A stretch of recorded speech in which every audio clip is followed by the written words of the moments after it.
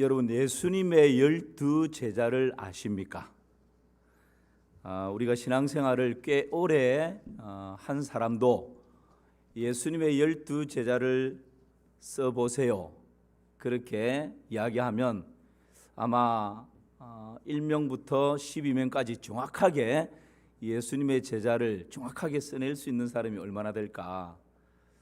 신앙생활을 꽤 10년, 20년, 40년, 또 어떤 분은 모태신앙일 수도 있는데, 우리가 신앙생활을 오래 하는데 예수님을 구주로 믿고 있는데 예수님의 제자 12명을 우리가 줄줄이 쫙 해서 탁 이야기할 수 있는 그런 부분들이 좀 약할 수 있습니다. 우리가 마태복음 강해를 쭉 하는 가운데 오늘 본문에 지난주 본문과 동일한데요, 예수님의 12제자, 여러분 한번 2절에서 4절 말씀을 먼저 한번 읽어볼까요? 시작. 12사도의 이름은 이러하니 베드로라 하는 시몬을 비롯하여 그의 형제 안드레와 세베대의 아들, 여러분 같이 읽고 계신 거죠? 세베대의, 거기부터요. 시작. 세베대의 아들 야고보와 그의 형제 요한, 빌립과 바돌로메, 도마와 세리마테, 알페오의 아들 야고보와 다데오, 가나안인 시몬 및 가룟 유다, 곧 예수를 판 자라. 아멘. 자, 이제 성경 구절 지우시고, 자, 제가 힌트를 드렸습니다. 우리 한번 쭉 읽었으니까. 자, 여러분, 예수님의 12제자 생각나는 대로 순서는 틀려도 상관없습니다. 시작. 누구요? 베드로. 제일 만만한 게 베드로입니다. 그렇죠? 그 다음에 안드레, 그렇죠? 야고보, 그렇습니다. 요한, 좋습니다.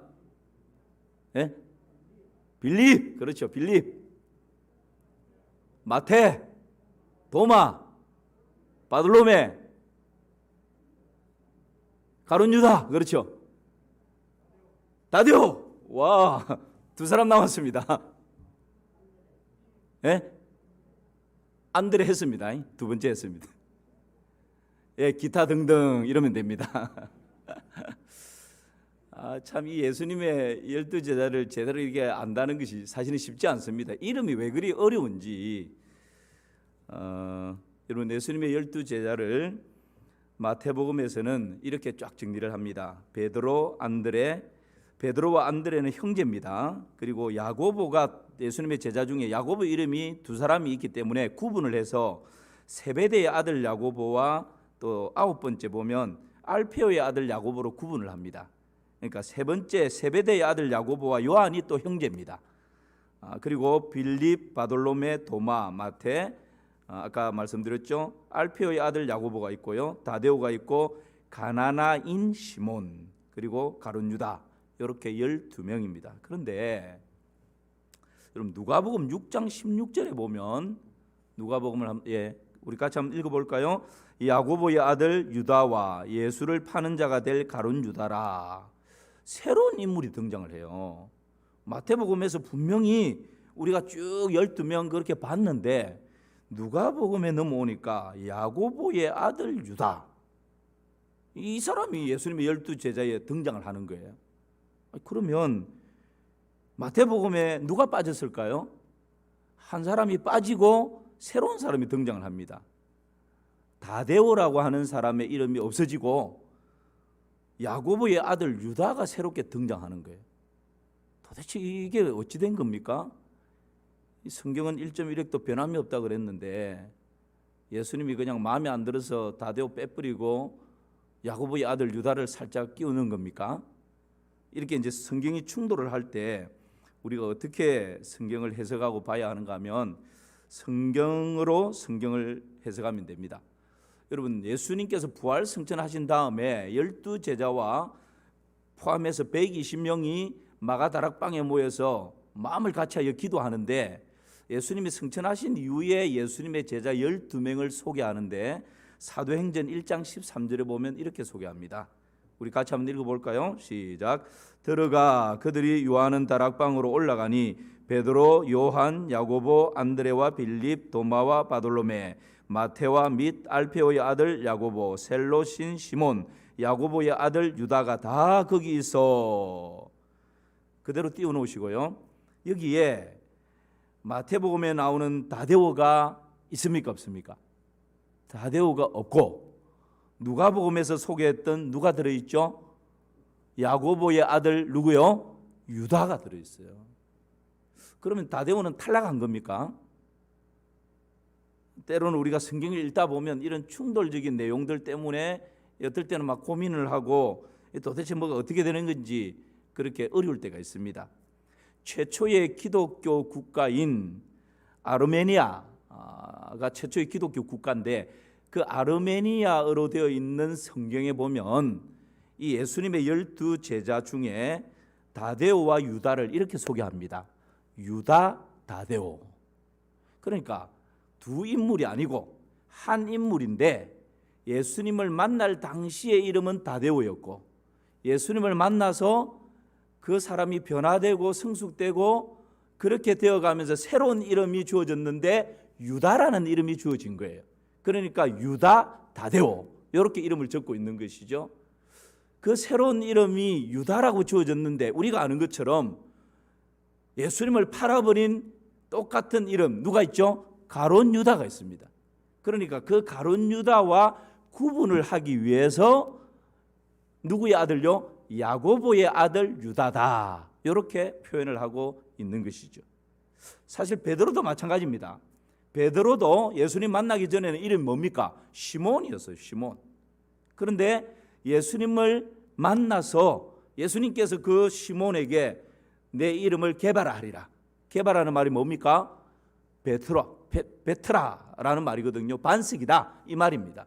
그러니까 예수님을 만나서 시몬이 베드로로 바뀌어졌고 우리에게는 시몬보다는 베드로라는 이름이 더 익숙해져 있는 것입니다. 그래서 베드로의 이름을 더 정확하게 부르면 시몬 베드로 이렇게 부를 수 있는 것이죠. 그러니까 유다 다데오 이 이름을 이 성경에서는 유다라고 표현하고 또 다른 성경에서는 다데오로 표현을 하지만 동일 인물이다라고 하는 것을 기억하시면 되겠습니다. 자, 그러면 여러분 다시 한번 12제자를 쭉 한번 정리해 주시죠. 12제자를 정리하면 이렇게 정리를 할 수 있겠습니다. 같이 한번 읽어봅시다. 첫 번째 누구요? 두 번째, 세 번째, 야고보인데 누구의 아들요? 세베대의 아들. 네 번째는요? 요 1번, 2번, 3번, 4번 중에서 베드로와 안드레는 뭐라고요? 형제라 그랬습니다. 베드로가 형입니다. 그 다음에 야고보와 요한도 뭐라고요? 형제입니다. 다섯 번째는요? 여섯 번째는요? 일곱 번째, 여덟 번째, 아홉 번째, 야고보인데 아홉 번째는 알페오의 아들로 구분을 하죠. 그 다음에 열 번째요? 다데오라고도 하고 누구의 아들 유다요? 야고보의 아들 유다. 그래야 12번째 가룟 유다하고 구분이 되는 거죠. 11번째는 누구죠? 가나안인 시몬. 우리가 잘못하면 가나안인 시몬 이렇게 말할 수 있는데 가나안인이 아니고 가나나인, 참 발음이 어렵습니다. 가나나인 시몬입니다. 이 가나나인이라는 말은 아람어입니다. 아람어로 열심당원 이런 뜻입니다. 나중에 누가복음에서는 셀롯인 시몬 이렇게 표현을 하죠. 셀롯이라는 말과 가나나인이라는 말이 그냥 단어가 다를 뿐이지 똑같은 뜻입니다. 열심당원, 열광자 뭐 이런 뜻을 가지고 있습니다. 그래서 예수님의 12제자를 우리가 이렇게 정리를 할 수 있겠습니다. 자, 그러면 오늘 우리가 조금 더 살펴보려고 하는 것은 예수님께서 12제자를 부르시고 예수님의 사람으로 만들어 가시는데 그 12제자의 면면을 우리가 좀 살펴보려고 하는 것입니다. 도대체 예수님이 예수님의 사람을 만들어 가시는데 어떤 사람을 불러서 그렇게 예수님의 사람으로 만들어 가시는가, 그것을 여러분 좀 우리가 평소에 이렇게 익숙하지 않은 그런 제자들을, 일부러 그런 제자들을 조금 골랐습니다. 그런 제자들을 중심으로 같이 한번 살펴보도록 하겠습니다. 먼저 성격이 불같은 사람을 예수님께서 예수님의 사람으로 부르셨어요.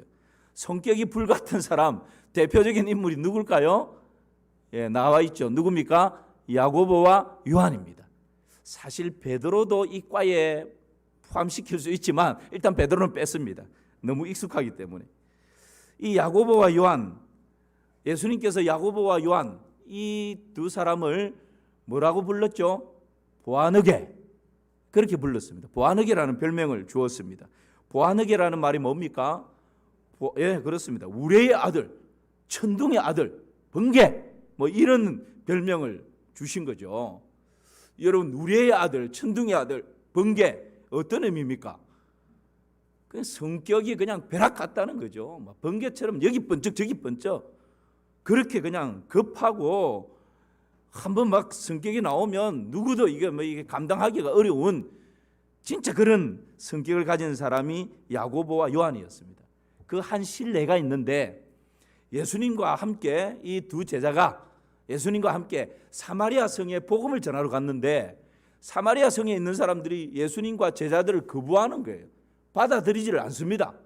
그러니까 야고보와 요한이 팍 나서가지고 예수님께 뭐라 그러는지 아십니까? 누가복음 9장 54절 말씀. 시작. 제가 제자 야고보와 요한이 이를 보고 이르되, 주여, 우리가 불을 명하여 하늘로부터 내려 저들을 멸하라 하기를 원하시나이까? 세상에 자기들을 받아주지 않는다고 야고보와 요한이 예수님께 대뜸, 선생님, 하늘에서 그냥 불을 내려가지고 이 사마리아 성 썰어버립시다. 열받습니다. 이렇게 그냥 이 정도로 그 성격이 인내심도 없고 절제심도 없고 그냥 벼락 같은 퍽하는 그런 성격의 소유자가 야고보와 요한이었다라는 거예요. 그런데 여러분, 이런 사람이 예수님을 만나서 어떻게 변화되어 갑니까? 야고보는 초대교회의 훌륭한 지도자가 됩니다. 그리고 12 제자 중에 성경에 그 죽음을 기록하고 있는 유일한 사람은 이 야고보밖에 없습니다. 헤롯 왕의 박해 때에 야고보가 순교를 당하게 됩니다. 최초의 순교자가 되죠. 그렇게 벼락 같은 성격을 가졌던 야고보가 초대교회의 신실한 지도자가 되고 최초의 순교의 제물이 되어서 주의 복음에 아름답게 쓰임 받는 것을 보게 됩니다. 벼락 같은 똑같은 성격을 가졌던 요한, 보아너게, 우레의 아들이라는 별명을 가졌는데, 여러분, 주님을 만난 이후에 요한이 그 이름 앞에 수식어가 붙게 되는데, 여러분 어떤 수식어가 붙습니까? 사랑의 사도 요한, 사랑의 사도라는 수식어가 붙습니다. 그래서 요한복음을 기록하고 요한 1, 2, 3서를 기록하고 요한계시록을 기록하고, 여러분 요한 1, 2, 3서에 나오는 구구절절에 나오는 내용이 뭡니까? 너희가 서로 사랑하라, 내가 다시 말하노니 사랑하라, 계속하여서 사랑하라는 사랑의 사도가 된 것이죠. 그래서 예수님께서 십자가에 달려 운명하실 때에 그 십자가 아래에서 가슴을 찢고 있는 육신의 어머니 마리아를 보면서 예수님께서, 여러분 그 육신의 어머니 마리아를 누구에게 부탁합니까? 많은 사람들이 있었지만 사랑하는 제자 요한에게 그 어머니를 부탁하는 것을 보게 됩니다. 주님을 만나서 벼락 같은 성격, 불 같은 성격, 그 성격을 가졌던 이 야고보 요한이 성숙함으로 이렇게 변화되었다라는 것을 보게 되는 것이죠. 여러분, 아무리 불 같은 성격을 가진 사람이라 할지라도 우리 주님을 인격적으로 만나면 이처럼 아름답게 성숙한 모습으로 변화되는 줄 믿습니다. 소망을 가지시기 바랍니다. 나는 내 남편의 저 불같은 성격 때문에 한평생 못 살겠다, 그러지 마시고 기도하고, 그런 사람도 우리 주님을 인격적으로 만나면 요한처럼, 야고보처럼 이런 모습으로 변화되는 것입니다. 두 번째 부류의 사람은요, 극단적 국수주의자가 있습니다. 그 사람이 누굽니까? 가나나인 시몬입니다. 이전 성경에서는 가나안인 시몬 이렇게 번역을 했었습니다. 개역 개정에서는 좀 더 정확하게 가나나인으로 번역을 하는 것이 원어에 더 가깝습니다. 신학자들은 아마도 이 시몬이 가나안 출신이다라고는 이구동성으로 다 생각합니다. 그런데 그것보다 더 중요한 것은 이 시몬이 어떤 사람이었나 하는 것입니다. 아까 제가 말씀드린 것처럼 가나나인이라고 하는 것은 아람어로 열심당원이다라는 뜻이 있습니다. 그리고 누가복음 6장 15절에서는 이 시몬을 셀롯이라는 시몬 이렇게 소개를 하고 있는데요. 역시 셀롯이라는 말도 열심당원, 열광자 이런 뜻을 가지고 있습니다. 그러니까 이 시몬은 어떤 사람인가? 열심당원이고 열광자고 열정이 불타는 그런 사람이라는 거예요. 여러분, 오늘날 기독교에 여러 가지 교파가 있는데 우리 마산 3일교회는 여러 가지 교파 중에 어디에 속해 있습니까? 장로교입니다. 장로교. 대한예수교 장로의 마산 3일교회. 장로교 안에도 여러 파가 있는데 우리는 고신입니다. 고신. 정통을 자랑하는 고신입니다. 생활의 순결을 자랑하는 고신입니다. 여러분, 장로교가 있고 감리교가 있고 성결교가 있고 뭐 또 침례교가 있고 순복음이 있고 기타 여러 가지 파가 많이 있죠. 예수님 당시에는 대표적으로 4개의 파가 있었습니다. 그게 뭘까요? 첫 번째는 바리새파고요. 자막이 나오죠. 두 번째는 뭡니까? 사두개파. 세 번째는요, 에세네파. 네 번째가요, 열심당파. 열심당파. 이 셀롯, 가나나인 이 말이 바로 이 열심당파에 속하는 것입니다. 그래서 이 사람들은 어떤 사람들인가? 로마로부터 우리 이스라엘을 자주 독립시킬 수만 있다면 방화를 해도 되고 살인을 해도 되고 폭력을 행사해도 되고 그 어떤 것도 무방하다. 오직 우리의 목적은 자주 통일, 우리나라를 로마로부터 구해내면 된다. 이 사상과 이 신념과 이 이데올로기로 완전 무장되어 있는 사람들이에요. 그래서 우리 자주 독립을 위해서라면 목숨을 아낌없이 그냥 던질 수 있는 그런 사람. 그러니까 아주 극단적인 국수주의자죠. 이런 사람이 바로 시몬이었습니다. 여러분, 이 열심당파가 나중에는 어떻게 최후를 맞이하는지 아십니까? 이스라엘이 로마에 의해서 완전 마지막 최후를 맞이하게 될 때 이 남아있던 사람들, 열심당파들이 저 마사다로 다 올라갑니다. 여러분, 성지순례 가보시면 아시겠지만 마사다는 완전 깎아내린 절벽입니다. 360도. 거기에 올라가서 결사항쟁을 하는 것이죠. 끝까지. 근데 로마 군대가 또 뭐 보통 군대입니까? 아무리 불가능을 가능케 하는 군대가 이 마사다까지 나중에는 점령해 들어옵니다. 그러니까 남아있는 소수의 이 열심당원들, 셀롯, 가나나인 이 열심당파들이 어떻게 최후를 끝내는지 아십니까? 제비를 뽑았어. 서로 자결하고 죽이고 자결하면서 그렇게 그냥 한 사람도 남지 않도록 그렇게 끝내버립니다. 그 정도로 이 열정과 열심이 있었던, 열광이 있었던 그런 사람들이 바로 이런 류의 사람들이라. 그런데 여러분, 우리 예수님께서 이왕이면 좀 괜찮은 사람, 이왕이면 좀 뭐 성품이라든지 지식이라든지 뭐 이런 사람들을 부르실 것 같은데 예수님께서 이런 극단적 국수주의 이념과 사상에 완전 몰입되어 있는, 그래서 이 이념과 사상을 성취하기 위해서는 뭐 살인이든 폭력이든 뭐 방하든 이것도 괜찮다라고 할 정도로 이런 사람을 예수님이 불러서 여러분 예수님의 사람으로 만들어 가시고 제자로 만들어 가신다는 거예요. 나중에 이 시몬이 인생의 방향을 잘못 세움으로 인해서 허비해버렸던 시간, 허비해버렸던 에너지, 허비해버렸던 그 삶을 다시금 송두리째 다 붙들고 진짜 복음을 위해서, 진짜 가치 있는 세계 선교를 위해서 예수님의 사람으로 아름답게 쓰임을 받게 되는 것입니다. 우리 중에도 잘못된 가치의 방향을 가지고 허비해버리는 인생이 있다면 주님을 만날 때 참된 인생의 방향을 정하게 되고 그 방향을 향해서 힘있게 달려가게 되는 것이죠. 세 번째 부류의 사람은 조연으로 만족한 사람이 있습니다. 누구죠? 조연으로 만족한 사람 누구죠? 안드레입니다. 안드레는 누구의 형제라 그랬죠? 이렇게 금방 잊어버리시네요. 제일 먼저 나왔던 제자가 누구였습니까? 베드로. 그 다음 두 번째 나왔던 제자가 안드레입니다. 안드레. 그러니까 안드레는 베드로의 형제, 베드로가 형입니다. 그런데 이 안드레는 어떤 성품의 소유자인가요? 너무 조용한 성품의 소유자고 앞에 나서가지고 주연이 돼서 스포트라이트 받는 것을 그냥 싫어하는, 체질적으로 싫어하는 그런 사람입니다. 그저 다른 사람들을 예수님께 이렇게 소개하고 자신은 쏙 빠지는 그런 성격의 소유자. 그래서 베드로와 안드레가 형제지만 극과 극입니다. 베드로는 나서기 좋아하고 과시하기 좋아하고 자기 자랑하기 좋아하고 조금 허풍도 있고, 그래서 그냥 막 물 위도 덤벙덤벙 걷고 그러다가 쑥 빠지기도 하고.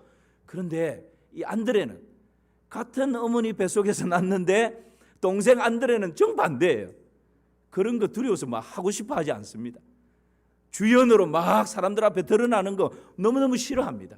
그저 보이지 않는 곳에서 이름 없이 빛도 없이 그냥 자신에게 주어진 그 역할만 조용히 감당하는 사람이 바로 안드레였다라는 것입니다. 여러분, 요한복음 1장 40절 42절 말씀 보면 제가 읽겠습니다. 요한의 말을 듣고 예수를 따르는 두 사람 중에 하나는 시몬 베드로의 형제 안드레라.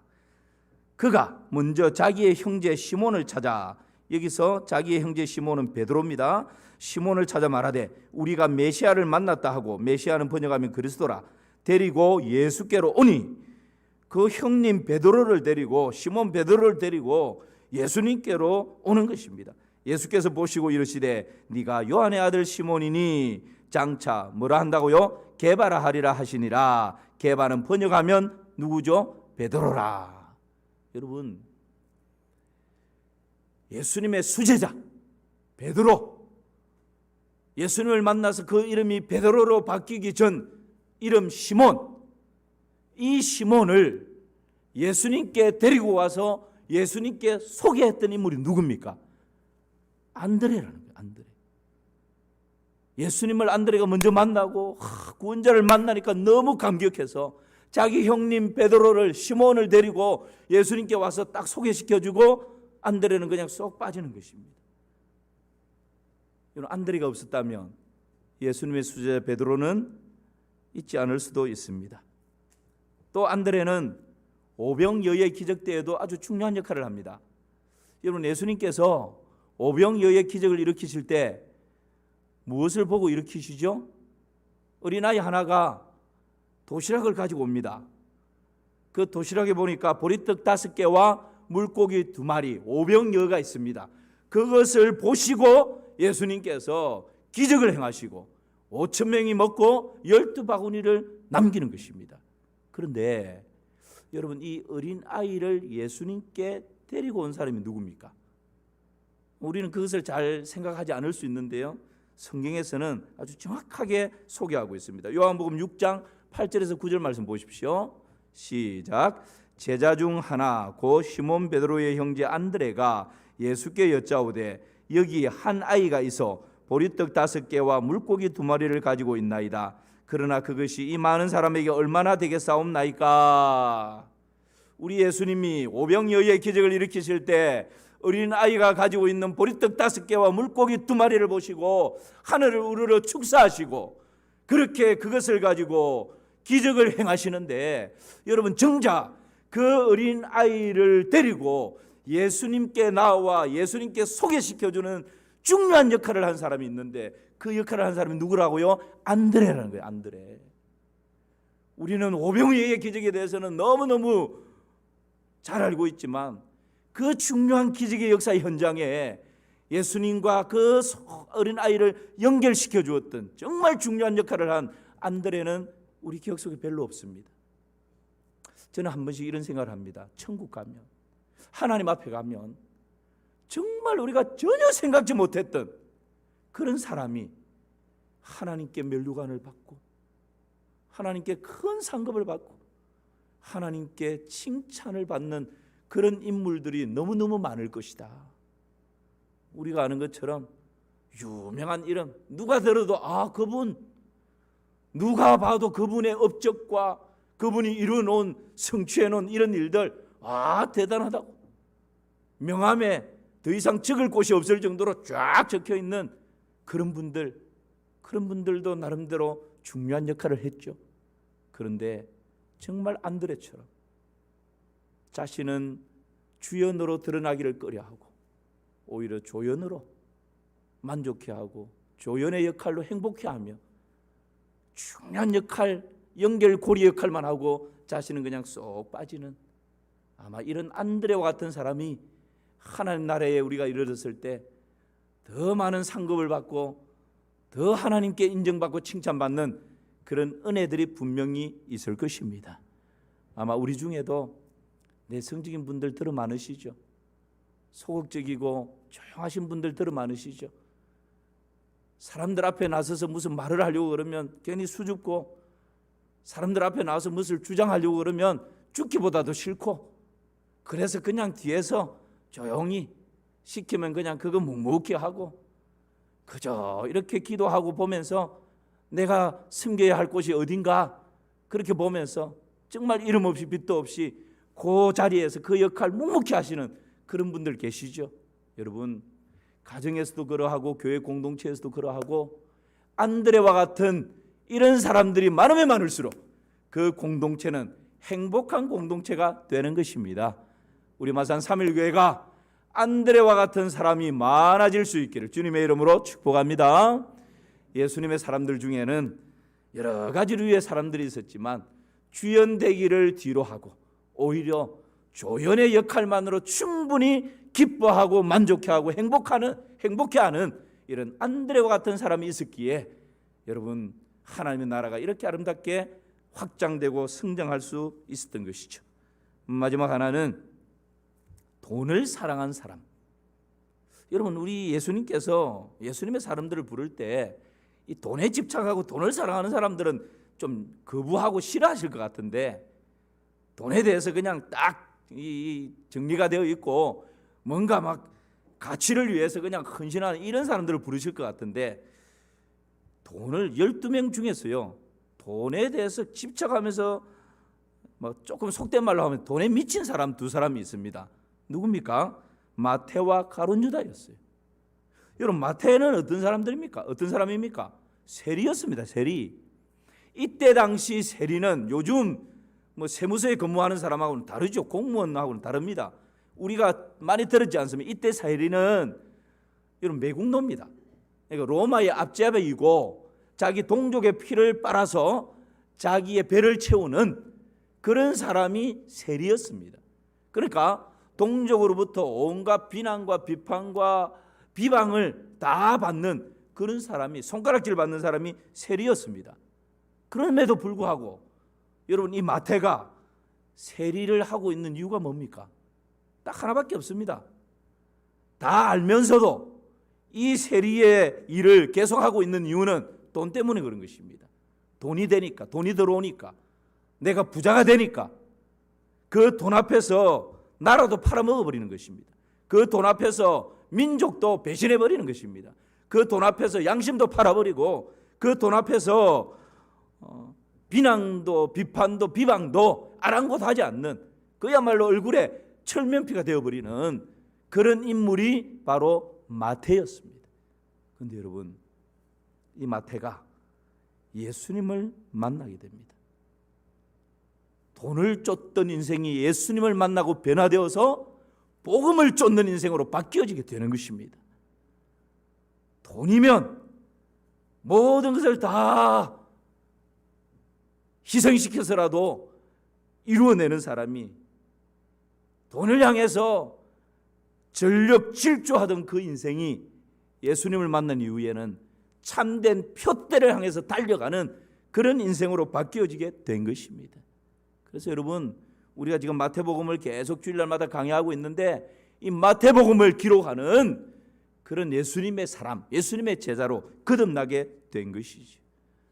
여러분, 우리 인생 가운데 다른 어떤 것에 중독이 된 사람, 돈에 집착하는 사람, 돈에 미쳐 있는 사람, 여러분 어떤 영역들에 빠져 있는 그런 사람이라 할지라도 우리 예수님을 정말 인격적으로 만나게 되면 놀라운 예수님의 사람으로, 예수님의 제자로 변화되는 줄 믿습니다.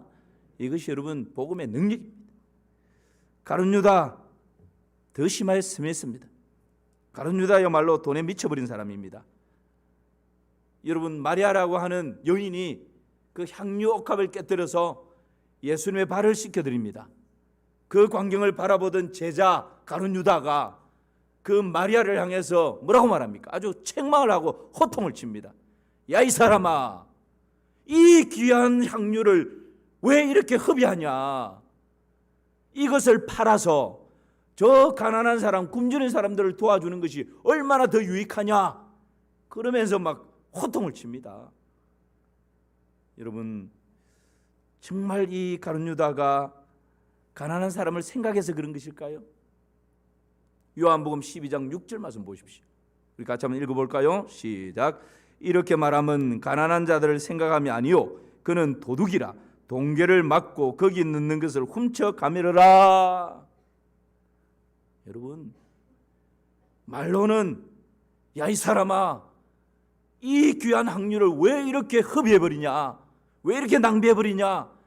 가난한 사람들이 얼마나 많은데, 굶주린 사람들이 얼마나 많은데, 오늘도 굶어 죽어가는 사람들이 얼마나 많은데, 그들을 위해 쓰는 것이 더 유익한데 왜 이렇게 허비하느냐? 말로는 그럴싸하게 그렇게 이야기하지만 여러분, 하나님께서는 말이 아니라 우리의 생각 중심을 깨뜨려 버리는 것입니다. 말씀이 지금 그렇게 말하는 가룟 유다의 중심을 깨뜨려서 지적을 합니다. 뭐라고 말합니까? 이렇게 말하면 가난한 자들을 생각함이 아니요 그는 도둑이라 동계를 막고 거기에 넣는 것을 훔쳐가매르라. 돈에 미치지 않고서야 다른 사람의 돈을 훔치는 것도 아니고 하나님의 성전에 헌금을 하는 궤에 손을 대고 그 돈을 훔치는 이 도둑이 돼버린, 여러분, 지금 이 돈에 미친 사람 아니면 감히 그 하나님 앞에서 어떻게 이런 일을 할 수 있겠습니까? 그야말로 돈이 된다면 신앙도 양심도 도덕도 윤리도 가족도 아무것도 그냥 안중에 없는 것이죠. 여러분, 이랬던 가룟 유다가요 결국 어떻게 됩니까? 은 30에 예수님조차 팔아버리는 것입니다. 예수님도 돈으로 취급해버린 것입니다. 그야말로 돈의 노예가 된 사람의 모습입니다. 여러분, 이런 사람의 최후가 어떻게 끝납니까? 마태복음 27장 5절에 보면 유다가 은을 성수에 던져놓고 물러가서 스스로 목매어 죽은지라. 돈의 노예가 되어서 돈 때문에 민족도 신앙도 하나님도 예수님도 팔아버렸던 이 가룟 유다의 최후가 돈 때문에 망하는 것입니다. 결국 은 30 예수님 팔아버렸던 그거 성전에 던져버리고 목매어 죽어버리는 그런 인생으로 끝나버리게 되는 것입니다. 여러분, 너무 물질에 집착하지 마십시다. 물질 많이 쌓지만 그것 하나님 앞에 갈 때 우리 손에 아무것도 가져가지 않습니다. 정말 우리가 하나님 앞에 섰을 때에 하나님 앞에 무엇을 내어놓을 것인가, 이것을 생각하면서 살아가는 것이 인생의 참 지혜입니다. 우리가 이렇게 의문을 제기할 수 있습니다. 왜 예수님은 가룟 유다를 택하셨는가? 12제자 택하기 전에 철야기도까지 하신 예수님이 이왕이면 좀 괜찮은 제자 택하지, 그 12명 중에 한 명은 실패했네, 예수님도 어쩔 수 없네, 이런 가룟 유다를 왜 택하노? 뭐 그렇게 우리가 말할 수 있지 않겠습니까? 이 질문은 범죄할 줄 뻔히 알면서 하나님께서 아담을 왜 만드셨노? 이 질문하고 똑같은 것입니다. 여러분, 하나님은 아담을 만드실 때 죄짓도록 만들지 않았습니다. 예수님께서 가룟 유다를 택하실 때 죄짓도록 가룟 유다를 택한 것이 아닙니다. 선악을 알게 하는 열매를 따먹을 수도 있고 따먹지 않을 수도 있습니다. 누구의 선택입니까? 아담의 선택이에요. 예수님을 은30에 팔아버릴 수도 있고 예수님을 만나서 그 인생이 마태처럼 완전히 바뀌어지는 인생이 될 수도 있습니다. 누구의 선택입니까? 가룟 유다의 선택이에요. 여러분, 우리 하나님은 우리를 지으실 때 로봇처럼 기계처럼 그렇게 지으신 것이 아닙니다. 우리를 하나님의 보배롭고 존귀한 하나님의 형상으로 지으셨어요. 그 말씀의 의미는 뭡니까? 우리에게 자유의지를 주신 것입니다. 그래서 기계처럼 하나님을 사랑하게 하신 것이 아니고, 기계처럼 로봇처럼 하나님의 뜻을 따르게 하신 것이 아니고, 기계처럼 하나님 말씀에 순종하게 하신 것이 아니고, 우리를 존중하셔서 자유의지를 주시고 우리의 자유의지의 선택을 따라서 정말 우러나오는 마음으로 하나님을 사랑하게 하셨고 하나님께 순종하게 하셨고 하나님을 따르도록 우리를 그렇게 대우해 주신 것입니다. 그런데 아담도 그러하고 가룟 유다도 그러하고 가룟 유다 같은 경우는 돈의 노예가 되어서 사탄의 밥이 되어버린 것입니다. 요한복음 13장 2절 말씀 보십시오. 같이 읽습니다. 마귀가 벌써 시몬의 아들 가룟 유다의 마음에 예수를 팔려는 생각을 넣었더라. 돈의 노예가 되어 있으니까 사단의 밥이죠. 사단이 가룟 유다의 생각 속에 마음에 예수님을 팔려는 생각을 넣어버리는 것입니다. 그러니까 그냥 이 사단의 도구로 그냥 왔다 갔다 그렇게 악한 도구로 쓰임을 받게 되는 것이죠. 추수 때에 알곡과 가라지가 분명히 가려지게 될 것입니다. 그래서 디모데전서에서는 돈을 사랑함이 일만하게 뿌리가 되나니 이것을 사모하는 자들이 유혹을 받아 믿음에서 떠나 많은 근심으로 자기를 찔렀도다. 오직 너 하나님의 사람아 이것들을 피하고 의와 경건과 믿음과 사랑과 인내와 온유를 좇으며 믿음의 선한 싸움을 싸우라. 영생을 취하라. 이를 위하여 너희가 부르심을 입었고 많은 사람들 앞에서 선한 증거를 증거하였느니라. 그렇게 여러분 말씀하고 있습니다. 우리가 돈은 우리 삶에 필요한 것이지만 여기에 집착하고 돈의 노예가 되어버리고 돈 때문에 벌벌벌 떨게 되면 진짜 중요한 하늘의 신령한 은혜들을 다 놓쳐버릴 수가 있는 것입니다. 마태와 가룟 유다 똑같이 돈에 집착하고 돈의 노예가 된 사람이지만 마태는 예수님을 인격적으로 만남으로 돈으로부터 자유하게 되었고 진짜 가치 있는 인생을 살아가게 되었고 가룟 유다는 끝까지 돈에 집착함으로 말미암아 그 인생이 파멸로 끝나버리게 된 것입니다. 여러분, 예수님의 사람들은 어떤 사람들이었습니까?